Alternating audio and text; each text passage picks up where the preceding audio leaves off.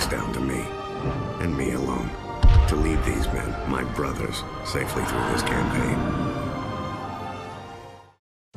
Hey, welcome back lads. So Call of Duty Vanguard is so close to being revealed, and shortly after that we'll get our hands on the multiplayer alpha, so we'll get to play the game ourselves, despite the reveal and that stuff kicking off in probably just a few weeks time.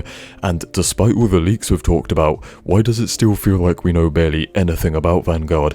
This game is a myth, it's a mystery, which leaves us with a lot of questions, and one very important one that could make or break the multiplayer experience, yet no one is really thinking or talking about this, is Vanguard going to be historically accurate? Are they going to go for realism, or will they take a more creative, fun approach that ignores some of the boundaries set by the World War II era? You know, so many people are already hating on this game just because it's World War II, and they think it's just going to be the same old that we've already seen before, which is why the multiplayer should not take itself too seriously, kinda like Cold War. Now, hear me out on this.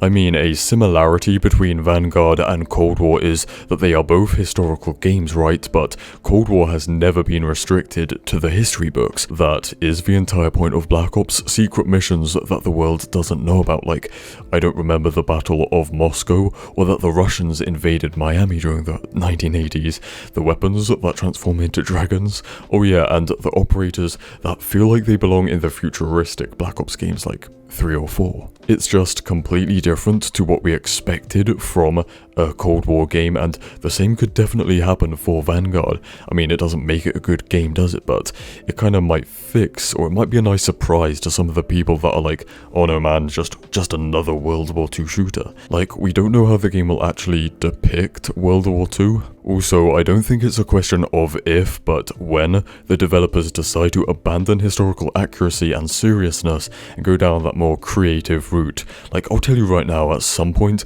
we'll end up with anime weapon skins and vehicle skins, stuff like customization, operators, and maps that just don't fit real-life World War II. It's Call of Duty, man. This happened with COD World War II a few years back now, when they went all out with prestige rewards, animated camos, zombies invading multiplayer, and people loved that shit. So did I drank it up, and it was just done too late when most people had already moved on. So yeah, Vanguard being restricted and uninteresting because it's World War II again seems to be people's biggest issue, so it'd be nice if we could actually get around that early on, and if people's expectations were exceeded, but I probably don't think that's going to happen because the COD community will just latch onto something else to complain about. That's what we do, but there does need to be a balance striked. Like, you know, the setting doesn't matter. Like, there's no point in it being World War II if we end up with laser weapons and robot dogs and stuff like that, but at the same time, it's a game, it's not real World War II. There should be some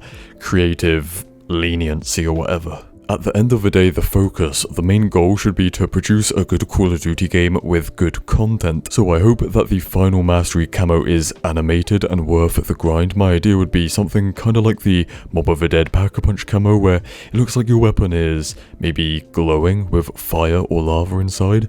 And also there are rumors that the gunsmith will return, which means there will probably be attachments that were not commonplace or even didn't exist in World War II in Vanguard. So that's nice, I guess.